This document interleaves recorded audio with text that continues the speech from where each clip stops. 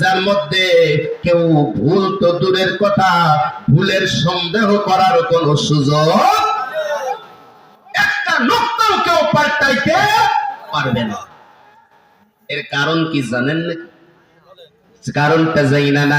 কারণ তাওরাত নাজিল করেছেন আমার আল্লাহ, জবুর নাজিল করেছেন আমার আল্লাহ, ইনজিল নাজিল করেছেন আমার আল্লাহ, কোরআন নাজিল করেছেন আমার আল্লাহ। চারটি কিতাবই আসমান থেকে আল্লাহ তাআলা পাঠিয়েছেন, আসমানি কিতাব লৌহে মাহফুজ থেকে।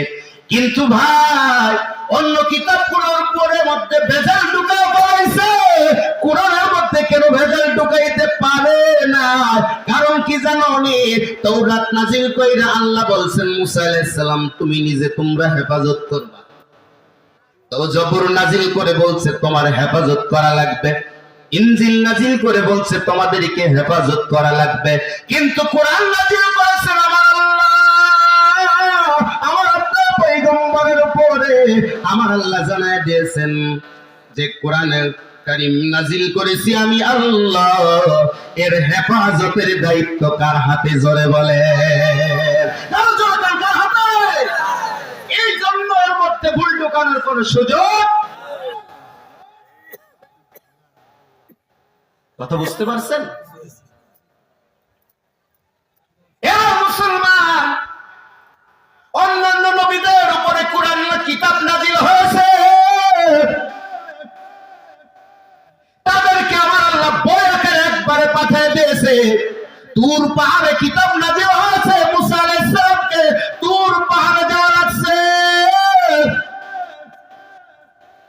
এবার ঈসা আলাইহিস সালাম সেই বড় ভূমির মাঝখানে খাজুর গাছের কিনারায় মারিয়াম আলাইহিস সালাম সেখানে সন্তান প্রসব হয়েছিল।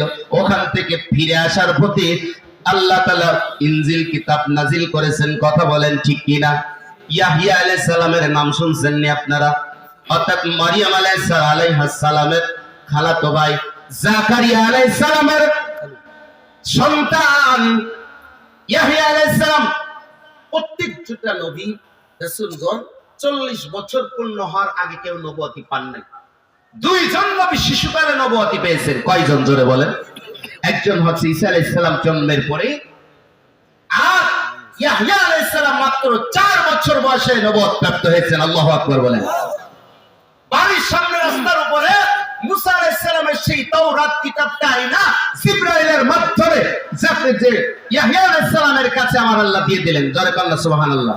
বলতে পারেন 4 বছর বয়সে নবুয়তি দিলেন, কারণ কি? কথায় আছে না ছোট সাপের ছোট সাপের। ইয়াহইয়া আলাইহিস সালামকে 5 বছর বয়স তখন প্রিয় ভাইয়েরা আমার, ওই জামানার জালেম স্বৈরা শাসক বাদশা এ বলল যে আমার নিজ মেয়েকে বিবাহ করবে, এটা জায়েজ ফতোয়া দিতে হবে। নাউজুবিল্লাহ। আগামী বছর কইলেন আরো জোরে বলবেন, নিজের মেয়েকে বিয়ে করে জায়েজ আছে। আগে ভাই বোনে তাও এক জোড়াতে আরেক জোড়ার সাথে বিয়ে জায়েজ ছিল, কিন্তু এখন তাও আছে নাকি? কিন্তু নিজের মেয়েকে বিবাহ কেমনে করতে পারে?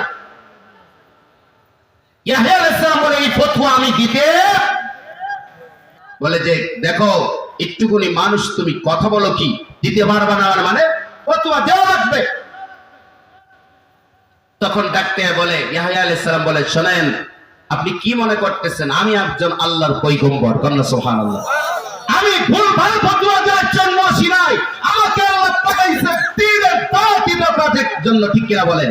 সঠিক দাওয়াত মানুষের কাছে পৌঁছানোর জন্য। তখন ইয়াহইয়া আলাইহিস সালামকে বলল তোমাকে তুমি যদি তুমি এই ফতোয়া আমার পক্ষে না দাও তাহলে আমি তোমাকে কিন্তু হত্যা করা হবে। বলে নবীদের হত্যার ভয় দেখায় কোনো লাভ, ঈমানদারদের হত্যার ভয় দেখায় কোনো লাভ নাই। ঈমানদার অল টাইম কোরআনের পক্ষে থাকবে। ঠিক কিনা বলে? প্রিয় মুসলমান ভাই আমার, প্রত্যেক নবীদেরকে আমার আল্লাহ কিতাব যেখানে নিয়ে গিয়েছেন, নবীদেরকে সেইখানে নিয়ে আমার আল্লাহ তাআলা সেখানে নিয়ে তাদেরকে হাজির কইরা কিতাব ধরায় দিয়েছেন। কথা বলেন ঠিক কিনা? আমার পিতা মাতা নাই যে তাহার তারপরেও কত মারা মারলো কাফের দুশ্মনে নবী বিনে কে তরাবে ফুলসিরা তুমি জানে নবী বিনে কে তরাবে ফুলসিরা তুমি জানে আগো নবীর উম্মতেরা হয়ে আজি দিশাহারা কোরআন হাদিস ছেড়ে চলো যখন যাহা চাই মনে কোরআন হাদিস ছেড়ে চলো যখন যাহা চাই মনে নবী বিনে কে তরাবে ফুলসিরা তুমি জানে নবী বিনে কে চড়াবে ফুলসিরা তুমি জানে কথা বলেন ঠিক কিনা চলো চলো চলো সবাই যাই গো নবীর সন্ধানে নবী বিনে কে তরাবে ফুলসিরা তুমি জানে মুসলমান